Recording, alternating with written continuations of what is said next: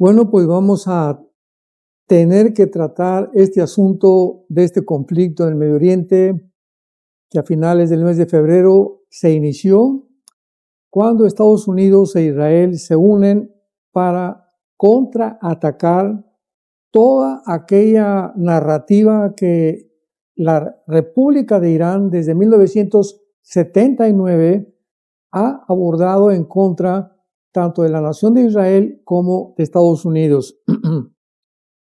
Vamos a ver claramente las profecías que se encuentran en la Biblia acerca de Irán.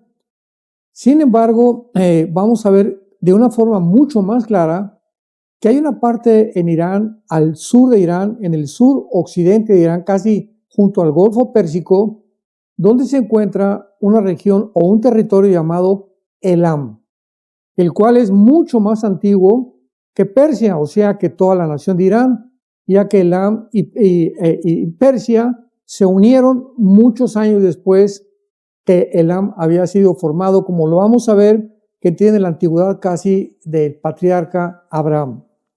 No cabe duda que esta guerra de Estados Unidos contra Irán ha despertado muchísima atención, mucha controversia respecto a las profecías bíblicas que hay respecto a los últimos tiempos.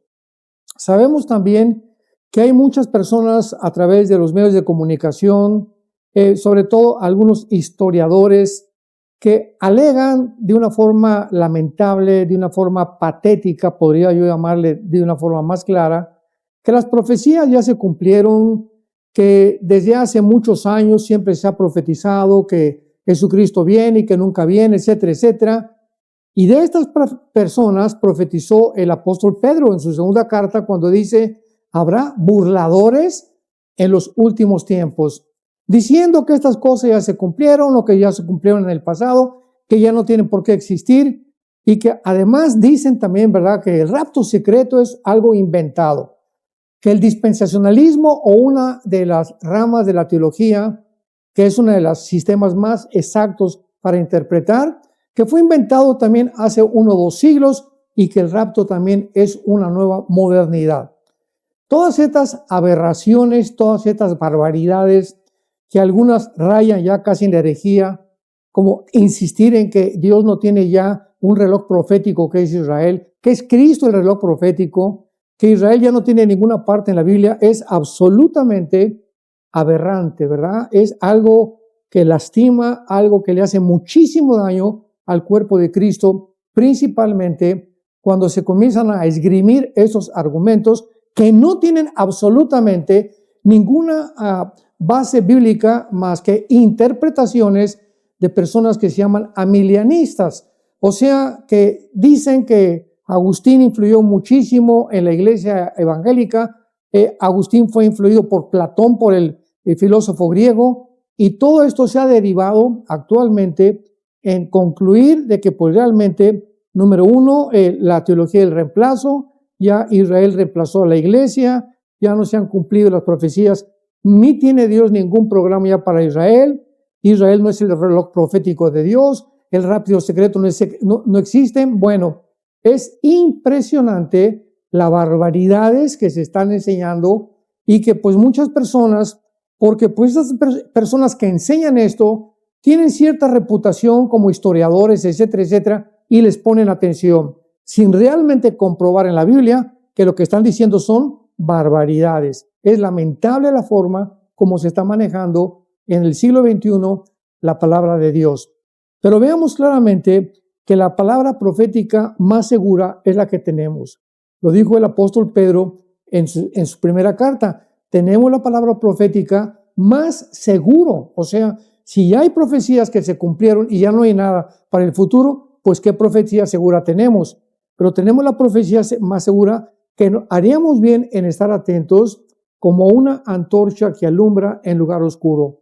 Hoy más que nunca el diablo está enojadísimo con que podamos nosotros dejar a un lado lo que se nos manda principalmente de la persona de Jesucristo. Manténganse vigilantes, pero el diablo está en contra de todos los cristianos que estudiamos las profecías, que estamos anunciando a la gente: preparémonos porque el Señor viene pronto por nosotros, y tiene que haber forzosamente evangelistas del diablo que van a enseñar lo contrario. No, que ya todo se cumplió, que ya no hay nada que cumplir, que el rapto también, etcétera, etcétera.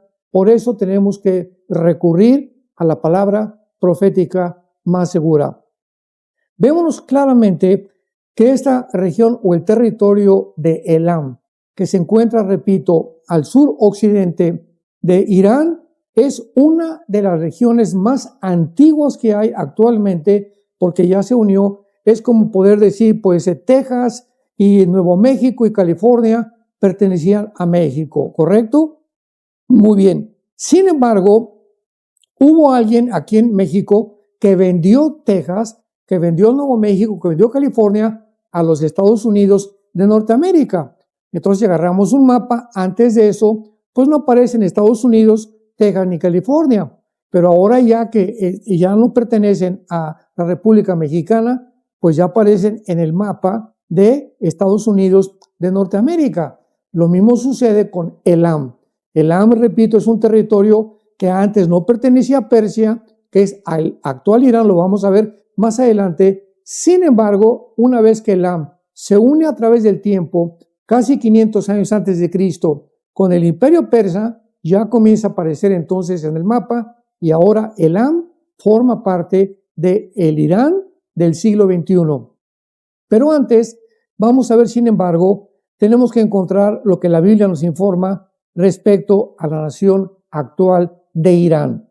Veamos bajo el Antiguo Testamento que Irán aparece con el nombre de Persia. Esto es muy importante recordarlo.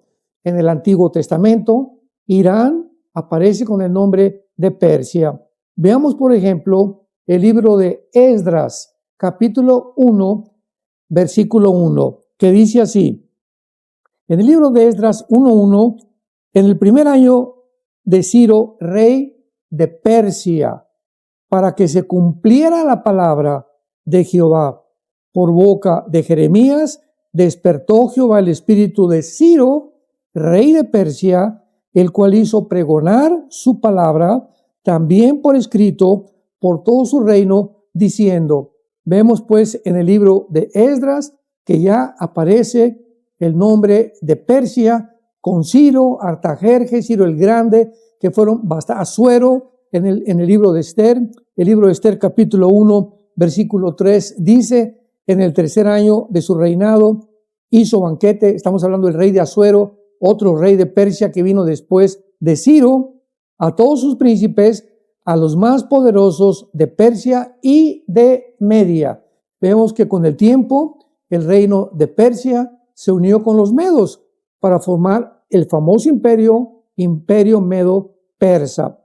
Muy bien.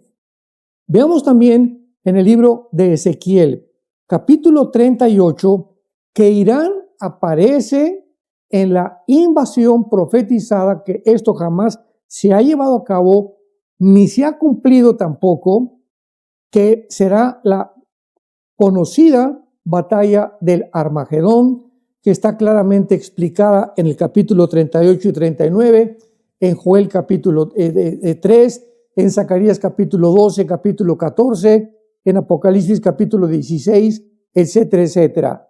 Entonces vemos claramente que Irán aparece en la alianza o en la confederación del Mediterráneo de las naciones que van a formar parte del gobierno futuro del famoso anticristo. Entonces ya podemos adelantarnos un poquitín diciendo y afirmando y confirmando lo siguiente. Irán tiene que sobrevivir a esta guerra que actualmente se lleva en el Medio Oriente.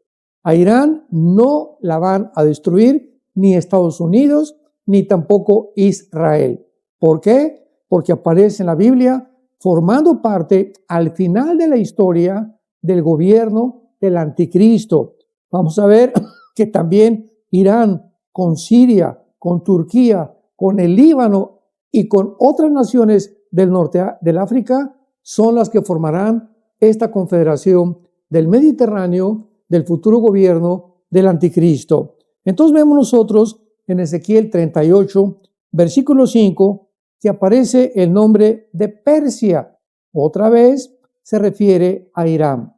¿Cómo lo sabemos? Porque en 1935 se le cambió finalmente el nombre de Persia a la República de Irán, cuando estaba la familia del Shah de Reza Pahlavi, ¿verdad? Y posteriormente, hasta 1979, que llegan los Ayatollah Khomeini Kaimeni y derrocan al Shah de Irán, lo sacan completamente de Persia y le ponen República Islámica de Irán. Entonces, Irán, desde 1935 se llama República de Irán. Se le cambió el nombre de Persia. Y en 1979 llegan los ayatolás y le ponen República Islámica de Irán. Y desde 1979, estamos hablando casi de hace 50 años, que los ayatolás convierten a la nación de Irán en una nación extrema religiosa, con una religiosidad extrema, con ideas muy locas acerca de la teología que ellos tienen acerca del futuro, y el gobierno queda completamente relegado. Lo mismo que pasó con la nación del Líbano. El Líbano, ¿verdad?, tiene un gobierno civil, sin embargo, no es el gobierno el que está controlando al pueblo, ni tampoco fungiendo como un gobierno, ni administrando el Líbano. Es el grupo terrorista de Hezbollah. Entonces, tampoco en Irán es el gobierno el que manda, sino este grupo de ayatolás o religiosos, que les llaman ellos disque sacerdotes del Islam, que son los que manejan completamente bajo el Islam y la ley Sharia la nación actual de Irán. Pero veamos también en Daniel capítulo 2, vamos a ver todos estos pasajes primero, donde aparece Persia en el Antiguo Testamento, para poder tener una idea que dice la Biblia acerca de la nación que actualmente ha entrado en conflicto con Israel y con Estados Unidos. Dice Daniel 2, versículo 39. Aquí está el profeta Daniel revelándole el sueño al rey Nabucodonosor de la estatua esa gigantesca que la mayor parte de los cristianos conocemos, donde aparece la cabeza de oro que es Babilonia o Siria, porque cuando encontramos en el Antiguo Testamento la palabra Babilonia, el territorio corresponde en la modernidad a lo que se encuentra ahorita Siria e Irak. Entonces Irak y Siria pertenecen a la antigua Babilonia o también a la tierra de Sinar. Entonces Daniel le comienza a interpretar el sueño a Nabucodonosor de una estatua gigantesca con la cabeza de oro que es Babilonia. El pecho y los brazos de la estatua eran de plata. Y esto corresponde históricamente también. Es maravillosa la Biblia, porque fue exactamente la forma como se sucedieron todos los imperios antiguos desde antes de Daniel.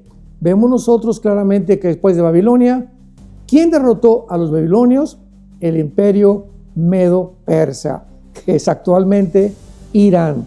Entonces aquí está registrado como le dice, vendrá después de ti un reino inferior, el cual dominará parte de la tierra, que se refiere a Persia o a la nación actualmente de Irán.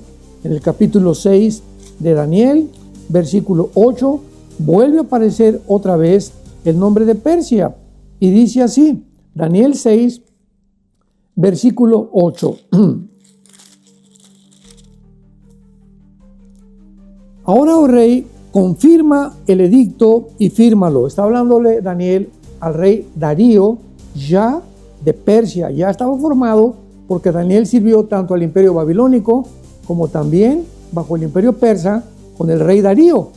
Y le dice Daniel al rey, confirma el edicto y fírmalo, para que no pueda ser revocado conforme a la ley de Media y de Persia, la cual no puede ser abrogada.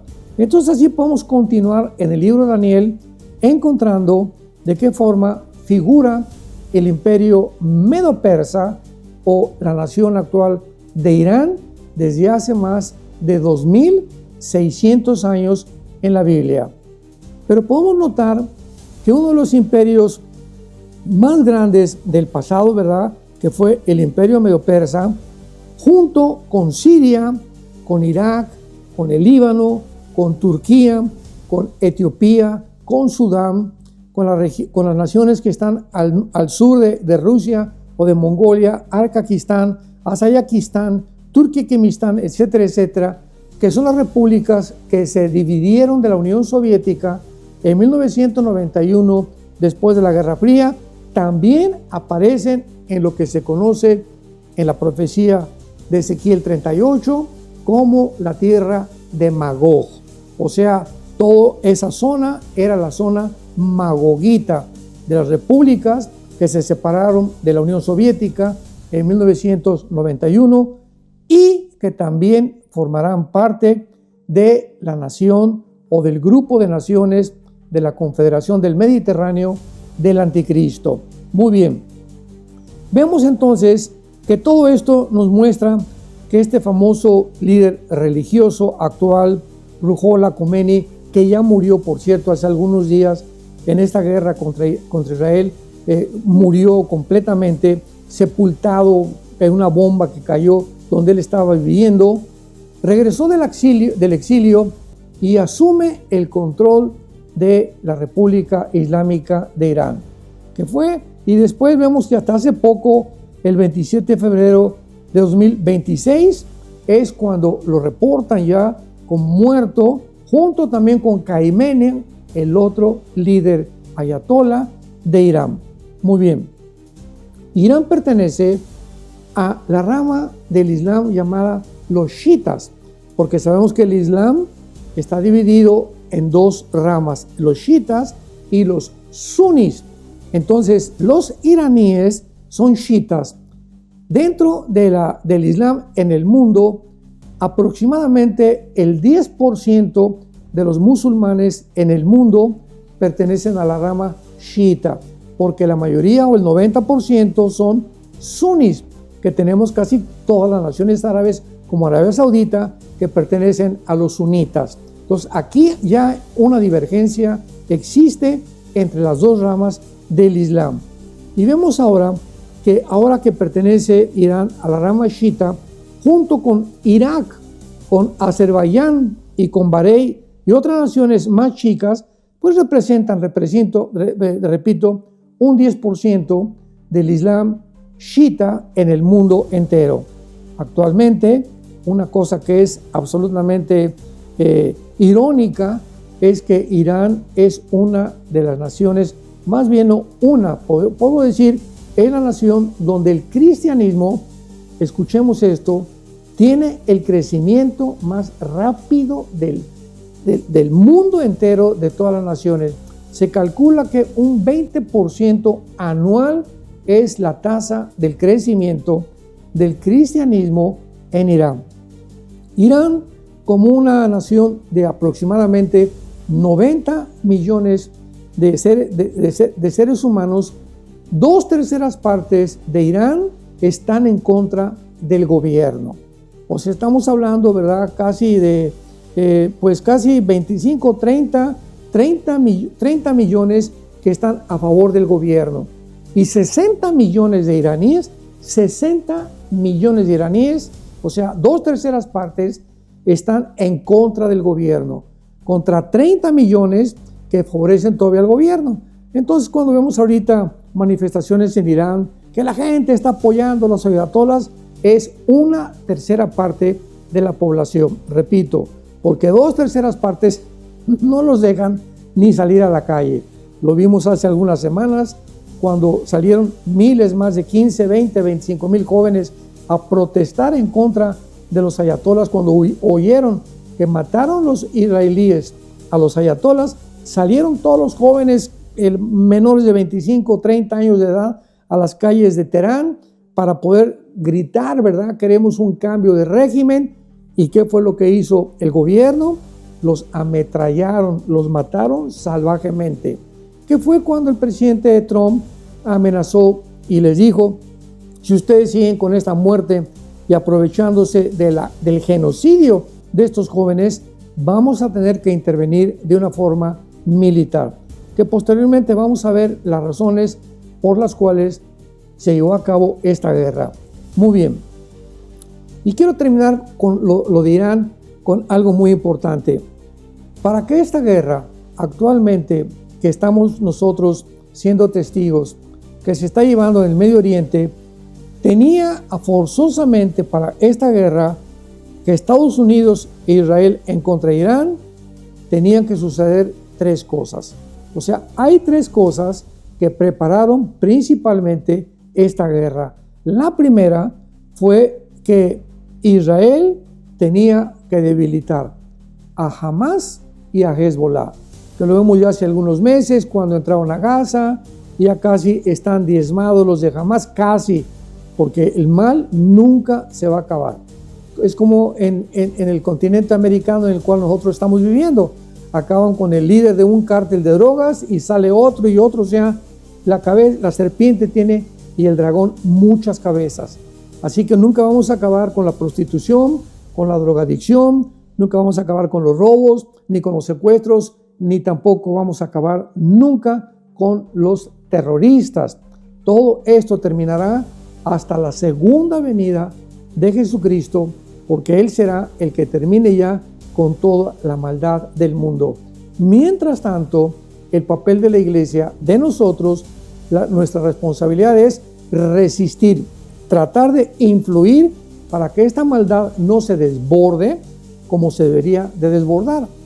Es lo que explica Pablo en su segunda carta a los tesalonicenses, diciéndole que ahorita hay algo que está deteniendo la manifestación del anticristo, y que cuando esto que está deteniendo la manifestación del anticristo sea quitada del medio, entonces se manifestará aquel inicuo a quien el Señor matará con el resplandor de su venida. Bueno, ¿qué es lo que está deteniendo o quién está deteniendo actualmente la manifestación del anticristo? La iglesia. ¿Por qué? Porque la iglesia es el cuerpo, el instrumento de Dios, cuando el Espíritu Santo a través de nosotros nos usa como testigos al mundo, y nuestro papel es predicar la historia de amor más grande jamás contada, que Jesucristo nos reconcilió llevando sobre su cuerpo nuestros pecados, y está Dios dispuesto a perdonar a todos aquellos que crean en ese sacrificio y aceptarlos en su familia y darnos la vida eterna. Así que mientras la iglesia esté presente en el mundo, el anticristo no se puede manifestar. Por eso es importante, ¿verdad?, y entender que el arrebatamiento de la iglesia, muchos han dicho, es que hay muchos que creen que Cristo va a venir 3 veces. La primera venida ya vino, el rapto la segunda venida, la segunda venida de Jesucristo la tercera vez. Bueno, cuánta ignorancia, ¿verdad?, de la palabra de Dios. El rapto no es la segunda venida de Jesucristo, porque el rapto no viene a poner sus pies por el amor de Dios en el monte de los olivos. Viene desde el aire a sacarnos a nosotros, a la iglesia, y que nosotros nos vayamos con Él al cielo, mientras aquí en la tierra se manifiesta o se cumple la semana 70 de Daniel, o los 7 años de la tribulación y la gran tribulación. Y cuando terminen estos 7 años que quedó pendiente en la profecía de Daniel 9, 24 al 27, la semana 70 de Daniel, entonces regresamos con Él, la iglesia, para establecer la segunda venida de Jesucristo y iniciar el reino mesiánico en el mundo. Entonces no es tal cosa como que 3 venidas, como lo han inventado. Es que muchos dicen que ¿cómo es posible que tenga 3 venidas? El rapto no es ninguna venida, viene por nosotros en el aire. La segunda venida viene, Zacarías capítulo 14, y pone los pies en el monte de los olivos, se hace un valle grandísimo formando una cruz, y ahí Jesucristo comienza a establecer su reino milenial. Qué importantes son todos estos detalles para poder callar a tantas habladurías y tantas... Ya no hay palabras que puedo encontrar para poder de veras ver qué lamentable es esta manera de pensar de muchas personas. Y hemos estado opuestos, ¿verdad? Porque no por una contra la verdad, sino por la verdad. Hemos estado opuestos, dice Pablo en Filipenses, para defender el evangelio.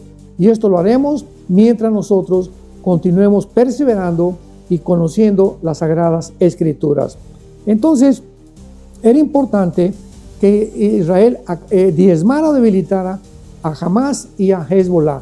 Número uno. Número dos, era importante que Trump llegara a la Casa Blanca, porque ningún presidente jamás en la historia, a pesar de desde que es el 79, repito, del siglo pasado, Irán comenzó a pregonar y a propagar una narrativa diciendo muerte a Estados Unidos y muerte a Israel. Imaginémonos que estemos aquí en México, que los guatemaltecos o que los americanos tengan ya más de 40, 50 años diciéndonos los vamos a matar, los vamos a matar, los vamos a matar, y que nos comiencen a mandar misiles. ¿Qué haríamos como mexicanos? Pues defendernos, ¿verdad? Aquí ya no abrazos y balazos, ¿no? ¿Qué abrazos ni qué balazos? Tenemos que luchar por sobrevivir. E Israel, desde 1948, entendámoslo por el amor de Dios, desde el 14 de mayo del 48 que Israel se establece como una nación libre, soberana e independiente, ha luchado por sobrevivir. Esto es lo que se llama el verdadero sionismo. ¿Qué cosa es el sionismo? El amor por permanecer en una tierra que Dios les ha dado y que puedan sobrevivir. Ahora, no hay que confundirlo con el sionismo político, que es una apostasía, del todo se corrompe, ¿verdad? Hay cristianos y hay cristianos apóstatas. En todas hay divergencias y hay corrupción, hay gobiernos democráticos y democracias corruptas. Bueno, dentro del sionismo también la corrupción es el sionismo político, pero el verdadero sionista es la persona que ama a Israel y que reconoce que tienen el derecho, como cualquier etnia, como los mismos palestinos, que tienen el derecho a vivir en Gaza, pero pues el grupo terrorista les ha quitado el agua, les ha quitado el dinero, les ha quitado el pan, les ha quitado la comida, y entonces, y la gente tonta, ¿verdad? Protestando, no, pues liberan a Palestina, liberan a Gaza del grupo terrorista de Hamás, no de Israel. Israel desde 2005 que les entregó Gaza a los palestinos, ellos convirtieron el gobierno en un gobierno completamente terrorista, autoritario y dictatorial. Entonces era importante que llegara este presidente, y podemos decir del presidente Trump mil cosas. ¿Qué fue esto? ¿Qué fue aquello? ¿Qué fue mujeriego? Podemos decir miles de cosas. Sin embargo, era el propósito perfecto de Dios. Dios escoge lo necio del mundo para avergonzar a los sabios. No escoge Dios a una persona completamente inmaculada, un papa completamente que no haya nunca pecado ni haya hecho ningún mal, para poder usarlo. Dios usa instrumentos como Sansón, ¿verdad? Que era un mujeriego y lo usó. El rey David, que mató a un soldado, tenía como 10 mujeres. Abraham, que se metió con Agar. En fin, es una historia en el Antiguo Testamento de pecadores. Y esos son los que Dios usa. Dios le ha agradado usar pecadores como a Faraón, rey de Egipto. Formaba parte del plan de Dios para sacar al pueblo de Egipto. A Pedro, que le negó 3 veces, que traicionó a su maestro, Dios lo restauró y lo usó. A Judas le dio la oportunidad de restaurarse y Judas aventó las 30 monedas de plata y no quiso aceptar, creer que él era realmente el Mesías. Entonces, independientemente de la personalidad y del carácter del presidente Donald Trump, Dios lo usó ¿para qué cosa?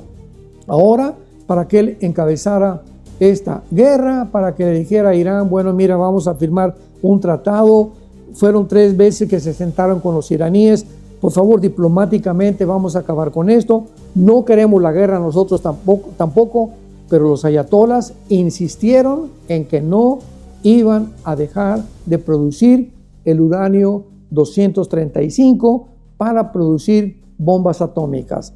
Entonces, ¿qué vamos a hacer en un mundo donde una nación se levanta que está patrocinando a 5 grupos terroristas? Irán es el que sostiene y el que apoya a 5 naciones terroristas.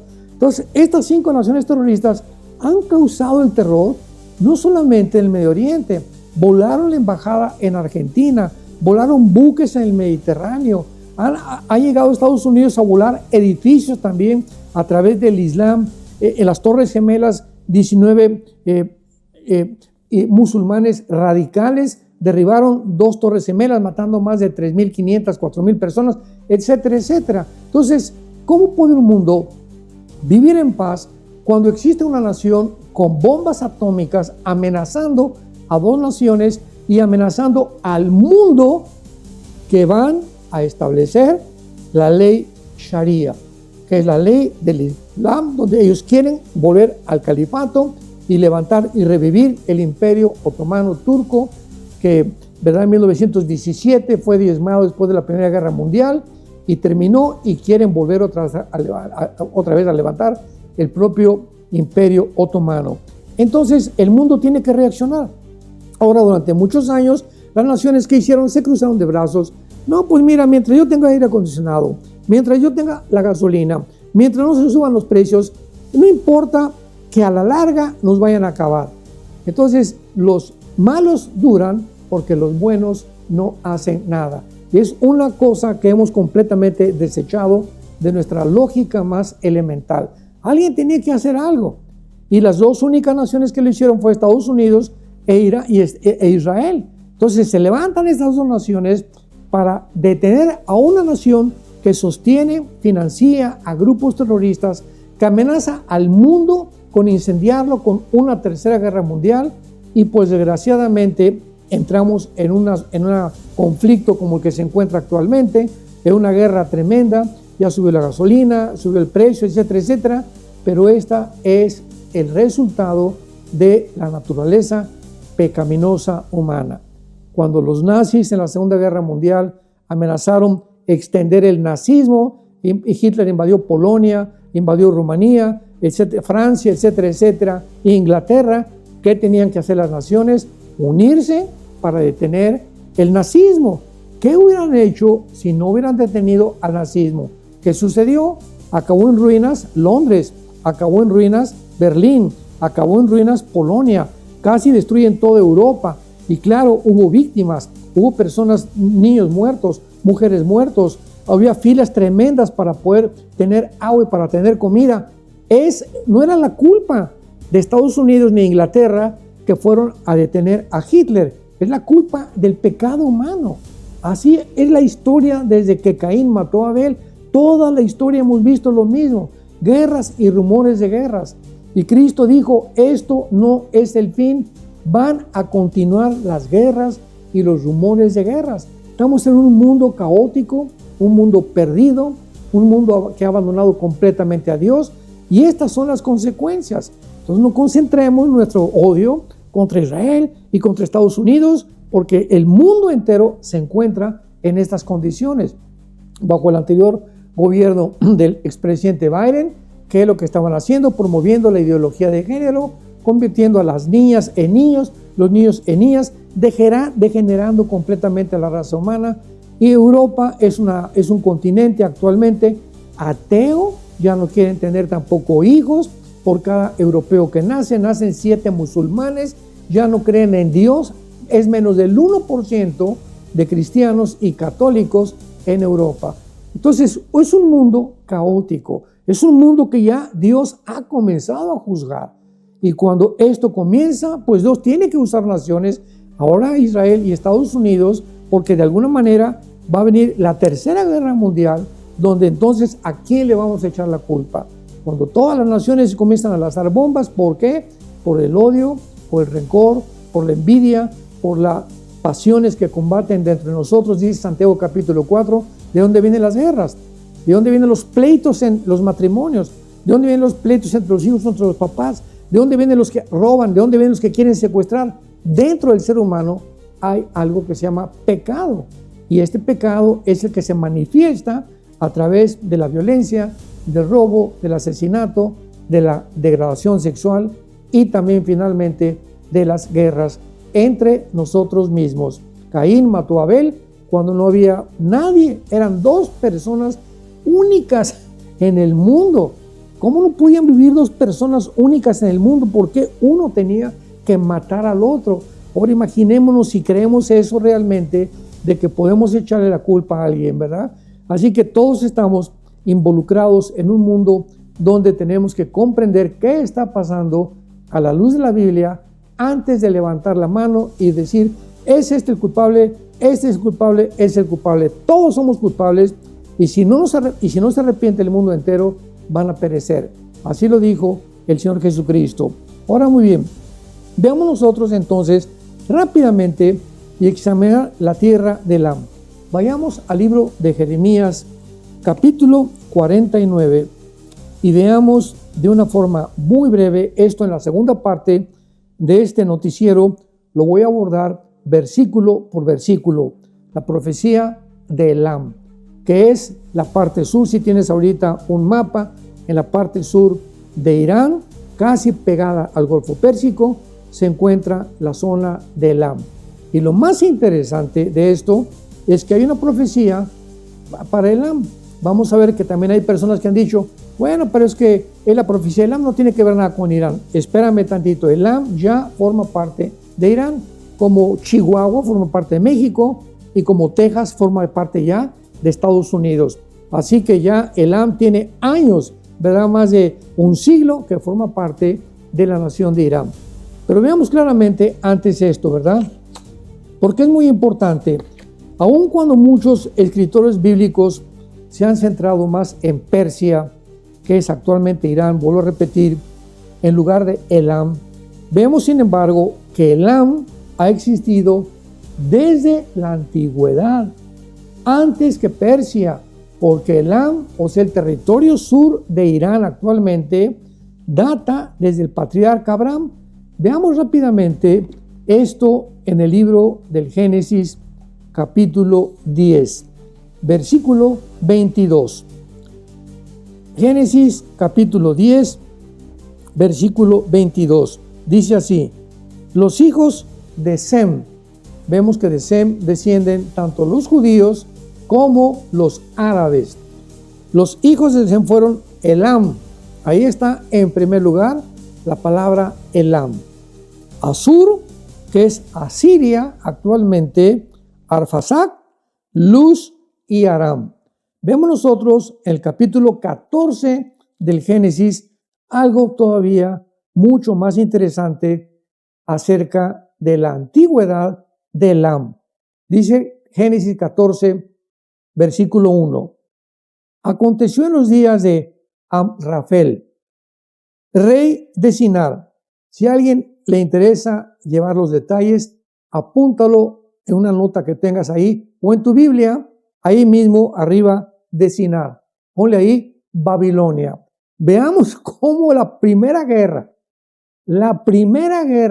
que se profetiza en la Biblia, que se escribe en la Biblia, que ya sucedió. ¿Por qué digo que se profetiza? Porque son las mismas naciones que aparecen en Daniel capítulo 2, que van a formar parte del gobierno del anticristo. Y son las primeras naciones contra las cuales Abraham, el patriarca, peleó. Porque en ese tiempo estas naciones habían secuestrado a Lot, al sobrino de Abraham, y Abraham tuvo que intervenir con su ejército pequeño que tenía para ir a rescatarlo. Pero veamos a estos reyes que ya forman parte. Vean la Biblia tan maravillosa que ya desde el principio del Génesis aparece la zona geográfica donde se va a llevar a cabo finalmente el final de la historia con la última guerra mundial. Vuelvo a repetir, aconteció en los días de Amrafael. Amrafael es Nimrod, que lo vamos a ver, que es el primer rebelde de la Biblia que forma la primera rebelión, ahora sí que colectiva en contra de Dios cuando mandó construir la Torre de Babel. Pero esa es otra historia, algún día vamos a verlo con más detalles. Entonces tenemos aquí a Nimrod en la tierra de Babilonia, Siná. Se menciona en segundo lugar a otro rey llamado Arloc de Elazar. Elazar es Irak y es exactamente la nación que aparece también con el nombre de Babilonia actualmente, que es Irak. Esta es la tierra donde se va a reunir con Siria, con Turquía y con Irán, repito, para la formación final del gobierno del anticristo. Y luego tenemos a Kedor Laomer, rey de Elam, que es, ponle ahí en tu Biblia, Irán. Arriba de Elam ponle Irán. Y tenemos a Tidal, rey de Goim, que es la actual Turquía. Nos faltaba Turquía nada más. Entonces ya tenemos que podemos bíblicamente, de una forma clara, sin estar especulando ni estar inventando, de que las naciones que van a formar el próximo gobierno futuro del anticristo, tenemos a Siria, tenemos a el Líbano, tenemos a Irak, tenemos a Irán y tenemos a Turquía. Ya tenemos aquí 5 naciones indubitablemente, sin ninguna duda alguna, ¿verdad?, al respecto de que van a formar parte del futuro gobierno del anticristo. Entonces vemos que impresionante la antigüedad de Elam.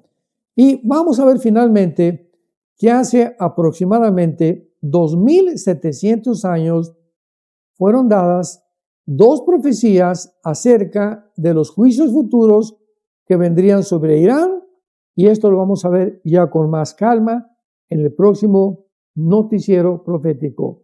Mientras tanto, oremos por nuestros gobernantes. Oremos que Dios nos dé entendimiento. Daniel termina su libro en el capítulo 12 diciendo: los entendidos entenderán. ¿Qué significa esto?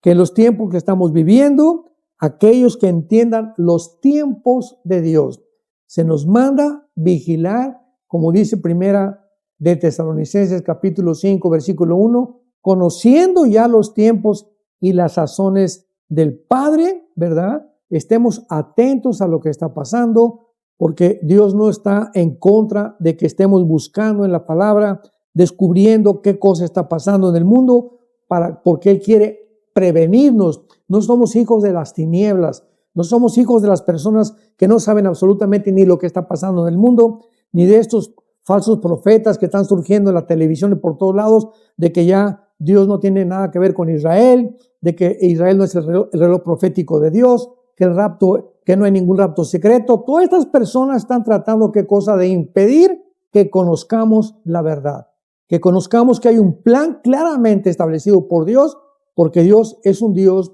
que ha establecido el principio y el final. Él es el alfa y el omega, y nos ha revelado a nosotros a través del Espíritu Santo lo que Él quiere que nosotros conozcamos. ¿Para qué? Para que nos preparemos, para que participemos de su santidad y para que su temor sea lo que controla nuestro corazón, nuestros pensamientos, nuestra vida, nuestra familia y nuestro trabajo.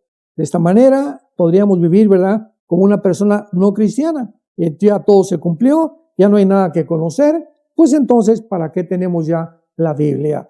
Vamos a escudriñar las Escrituras, porque tenemos la palabra profética más segura, a la cual haríamos bien hoy más que nunca en estar atentos y no nos detengamos ni nos amilanemos por tanta basura que se está comentando a través de los medios sociales, y vengamos a la palabra de Dios para que la gente pueda realmente amar a Dios con todo su corazón, seguir sus principios y permanecer firmes en la esperanza a la que todos hemos sido llamados hasta el final. Que Dios los bendiga.